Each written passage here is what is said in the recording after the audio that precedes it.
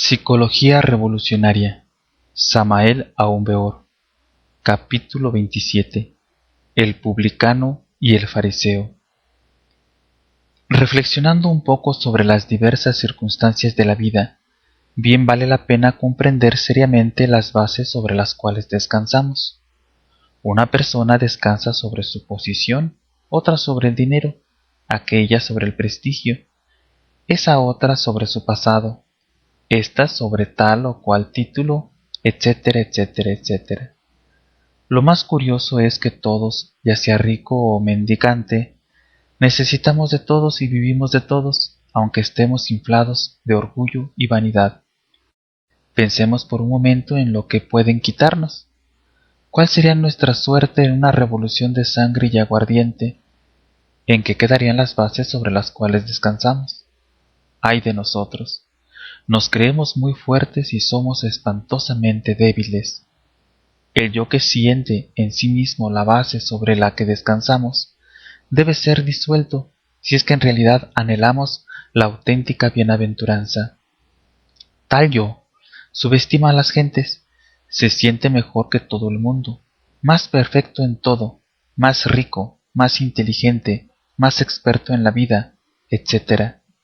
Resulta muy oportuno citar ahora aquella parábola de Jesús el Gran Kabir acerca de los dos hombres que oraban.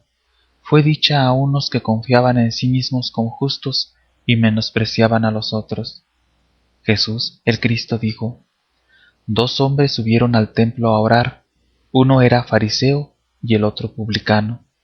El fariseo, puesto en pie, oraba consigo mismo de esta manera: Dios, te doy gracias porque no soy como los demás hombres, ladrones, injustos, adúlteros, ni aun como este publicano.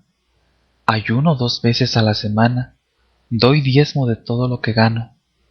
Mas el publicano, estando lejos, no quería ni alzar los ojos al cielo, sino que se golpeaba el pecho diciendo: Dios, sé propicio a mí, pecador. Os digo que éste descendió a su casa justificado antes que el otro, porque cualquiera que se enaltece será humillado, y el que se humilla será enaltecido. Lucas 18, 10 a 14. Empezar a darse cuenta de la propia nadidad y miseria en que nos encontramos es absolutamente imposible en tanto existe en nosotros el concepto ese del más. Ejemplos: yo soy más justo que aquel, más sabio que fulano, más virtuoso que sutano, más rico, más experto en las cosas de la vida, más casto, más cumplidor de sus deberes, etcétera, etcétera, etcétera. No es posible pasar a través del ojo de una aguja mientras seamos ricos, mientras en nosotros exista ese complejo del más. Es más fácil pasar un camello por el ojo de una aguja que entrar un rico en el reino de Dios.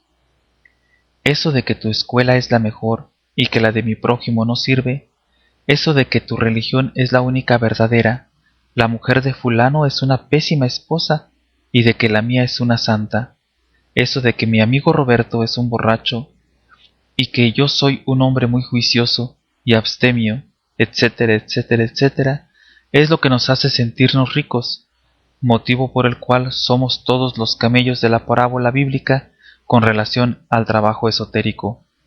Es urgente autoobservarnos de momento en momento con el propósito de conocer claramente los fundamentos sobre los que descansa. Cuando uno descubre aquello que más le ofende en un instante dado, la molestia que le dieron por tal o cual cosa, entonces descubre las bases sobre las cuales descansa psicológicamente. Tales bases constituyen, según el Evangelio cristiano, las arenas sobre las cuales edificó su casa. Es necesario anotar cuidadosamente cómo y cuándo despreció a otros, sintiéndose superior tal vez debido al título o a la posición social o a la experiencia adquirida o al dinero, etcétera, etcétera, etcétera. Grave es sentirse uno rico, superior a fulano o a sutano por tal o cual motivo. Gente así no puede entrar al reino de los cielos. Bueno es descubrir ¿En qué se siente uno halagado? ¿En qué se satisfecha su vanidad? Esto vendrá a mostrarnos los fundamentos sobre los cuales nos apoyamos.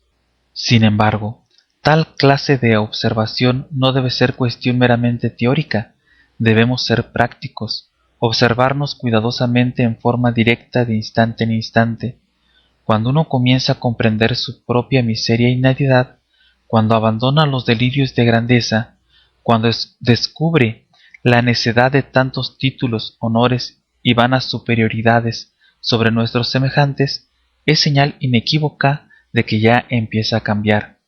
Uno no puede cambiar si se cierra a eso que dice: mi casa, mi dinero, mis propiedades, mi empleo, mis virtudes, mis capacidades intelectuales, mis capacidades artísticas, mis conocimientos, mi prestigio, etcétera, etcétera, etcétera. Eso de aferrarse a lo mío, a mí, es más que suficiente como para impedir reconocer nuestra propia nadidad y miseria interior. Uno se asombra ante el espectáculo de un incendio o de un naufragio. Entonces las gentes desesperadas se apoderan muchas veces de cosas que dan risa, cosas sin importancia. Pobres gentes, se sienten en esas cosas, descansan en tonterías, se apegan a eso que no tiene la menor importancia. Sentirse a sí mismos por medio de las cosas exteriores, fundamentarse en ellas, equivale a estar en estado de absoluta inconsciencia. El sentimiento de la seidad, el real ser, sólo es posible disolviendo a todos esos yoes que en nuestro interior llevamos. Antes, tal sentimiento resulta algo más que imposible. Desgraciadamente, los adoradores del yo no aceptan esto. Ellos se creen dioses, piensan que ya poseen esos cuerpos gloriosos de que hablara Pablo de Tarso. Suponen que el yo es divino y no hay quien les quite tales absurdos de la cabeza. Uno no sabe qué hacer con tales gentes, se les explica y no entienden, siempre aferrados a las arenas sobre las cuales edificaron su casa, siempre metidos en sus dogmas, en sus caprichos, en sus necedades. Si esas gentes se autoobservaran seriamente, verificarían por sí mismos la doctrina de los muchos, descubrirían dentro de sí mismos a toda esa multiplicidad de personas o yoes que viven dentro de nuestro interior. ¿Cómo podría existir en nosotros el real sentimiento de nuestro verdadero ser, cuando esos yoes están sintiendo por nosotros, pensando por nosotros? Lo más grave de toda esta tragedia es que uno piensa que está pensando, siente que está sintiendo, cuando en realidad es otro, el que en un momento dado piensa con nuestro martirizado cerebro y siente con nuestro adolorido corazón. Infelices de nosotros, ¿cuántas veces creemos estar amando y lo que sucede es que otro dentro de sí mismo, lleno de lujuria, utiliza el centro del corazón? Somos unos desventurados, confundimos a la pasión animal con el amor, y sin embargo, es otro dentro de sí mismos, dentro de nuestra personalidad, quien pasa por tales confusiones. Todos pensamos que jamás pronunciaríamos aquellas palabras del fariseo en la parábola bíblica: Dios, te doy gracias porque no soy como los otros hombres, etcétera, etcétera, etcétera. Sin embargo, y aunque parezca increíble, así procedemos diariamente. El vendedor de carne en el mercado dice: yo no soy como los otros carniceros que venden carne de mala calidad y explotan a la gente. El vendedor de telas en la tienda exclama: yo no soy como otros comerciantes que saben robar al medir y que se han enriquecido. El vendedor de leche afirma: yo no soy como otros vendedores de leche que le ponen agua a la misma, me gusta ser honrado. La señora de casa comenta en visita lo siguiente: yo no soy como fulana, que anda con otros hombres, soy gracias a Dios persona decente y fiel a mi marido. Conclusión: los demás son malvados, injustos, adúlteros, ladrones y perversos, y cada uno de nosotros una mansa oveja, un santito de chocolate, bueno como para tenerlo como un niño de oro en alguna iglesia. ¡Cuán necios somos!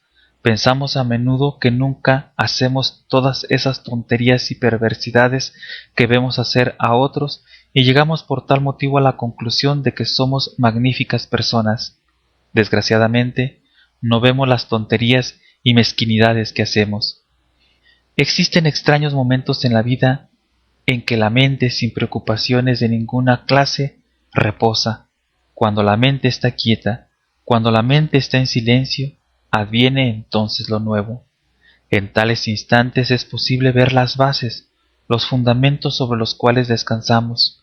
Estando la mente en profundo reposo ulterior, podemos verificar por sí mismos la cruda realidad de esa arena de la vida sobre la cual edificamos la casa. Véase Mateo 7, versículos 24, 25, 26, 27, 28, 29, parábola que trata de los dos